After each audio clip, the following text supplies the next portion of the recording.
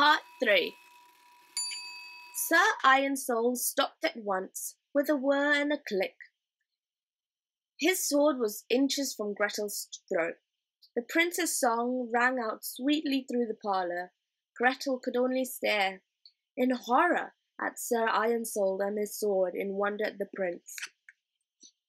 "Where did you come from?" she said. "Are you the little prince in the story? I think you must be. But how cold you are, and who is this? How sharp his sword is. I don't like him at all. Oh, what must I do? I feel like I'm supposed to do something, but I don't know what it is." There was no one to help. She was alone with the two little figures, all malice, the other all sweetness. Gretel touched the prince's cheek gently, and found it cold. But her touch awoke something in his machinery. For an instant, he turned his eyes to hers and smiled.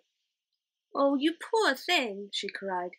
He opened his lips and sang one or two notes. "I know what it is," said Gretel. "You're not well, and I don't like that little knight one bit, and I don't want to leave you here with him. But I know whose fault it is. It was Fritz who made the story up. If only we could find out how it finished." She looked at the stove, where Fritz had thrown the sheets of paper on which his story was written. She had thought they were all destroyed, or crumpled up on the floor. In the shadow there was one piece left unburnt. She picked it up and straightened it out. It was the very last page she had been reading when the stranger had come in. On it were the words, "He was very tall and thin, with a prominent nose and jaw. His eyes blazed like coals in caverns of darkness. His hair was long and grey. He wore a black cloak with loose hood, like that of a monk. He had a harsh, grating voice, and his expression was full of savage curiosity. And that was the man who—" There was no more. The story stopped at that point. "That was when he came in," said Gretel to herself. There were a few words scribbled below, and peering closely she managed to make it out. "Oh, this is impossible. How can I write an ending to this story? I'll have to make it up when I get there and hope I do it well. If I come up with something good, the devil can save my soul."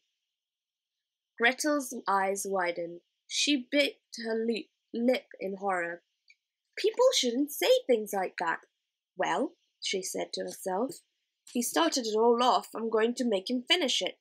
You sit in here and keep warm, Prince Florian, if that's who you really are. And I'll go and fetch Fritz. He's the only one who can sort it out."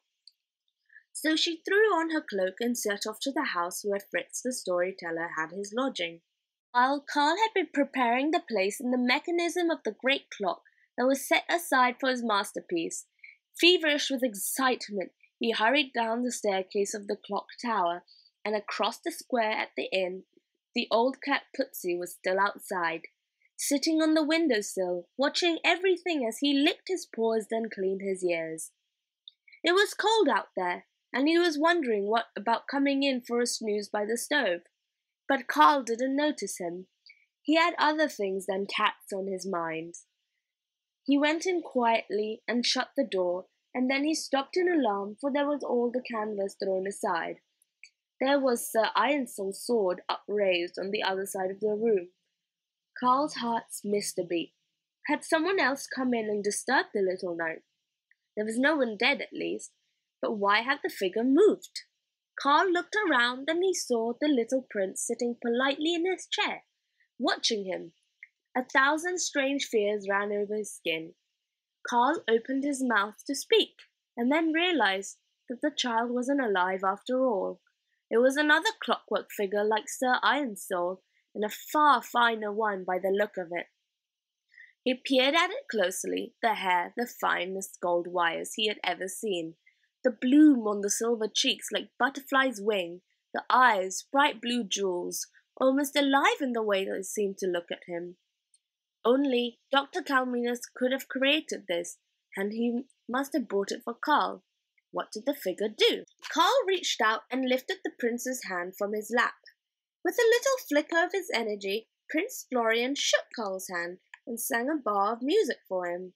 Karl's hair stood on end, for an idea had just come to this. Why not put this figure in the clock instead of Sir Ironsole?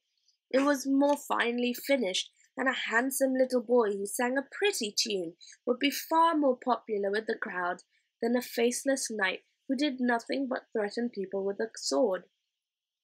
And then he should keep Sir Ironsole for himself. And then, oh, how his mind raced. He could have travelled the world. He could become famous giving exhibitions and demonstrations. He became quite dizzy as the thought of the uses to which he could put the metal knight, the gold he could steal, the forbidden treasures that could be his if he had a secret accomplice like Sir Ironsole, who could always be relied on, always to kill and never give him away. All he would have to do would be to trick his intended victim into saying the word devil, and leave Sir Ironsole nearby to play his part. He, Carl, could be somewhere else entirely, playing cards with a dozen witnesses, or even in church surrounded by the faithful. No one would ever know. So excited did he become that he lost all the senses of what was right. The church, his father and mother and brother and sister, her Ringleman, every influence for good he'd ever known was whirled away into darkness, and all he could see was the wealth and power that would be his if he stood Sir Ironsole in that way. And before he could change his mind, he threw the canvas over the knight, tucked the stiffing figure of Prince Florian under his arm, and set off back to the clock tower, while Gretel was struggling through the snow towards the house where Fritz lodged. She could see from the end of the street that all the windows were dark except one in the attic where Fritz often used to work throughout the night. She had to knock half a dozen times before the landlady came grumbling to open the door. "Who is it? What do you want at this time of the night?" "Oh, it's you, child. What in the world are you after?" "I've got to speak to her, Fritz. It's very important." Mumbling and frowning, the old lady stepped aside and said, "Yes, I heard all about that business at the inn. Making up wicked stories, frightening people. I'll be glad when he's gone. In fact, I've got half a mind to give him notice." "Go on, child, top of the stairs and keep going." "No, you can't have a candle. This is the only one I've got, and I keep it myself. You've got sharp eyes to make do." So Gretel climbed the 4 staircases to the top of the house, each one darker and narrower than the one below, and came at last to a tiny landing, where a fine of light glowed beneath the door. There she knocked, and a nervous voice answered. "Who is it? What do you want?" "It's Gretel, Herr Fritz, from the inn. I've got to speak to you." "Come in, then, as long as you're by yourself." Gretel opened the door, and she found Fritz standing in the light of a smoky lamp, throwing paper after paper into a leather bag, which was bulging with his clothes and books and other bits and pieces. A glass of plum brandy stood on the table beside him. He had already drunk quite a lot, by the look of him, for his eyes were wild, his cheeks were flushed, and his hair was standing on end.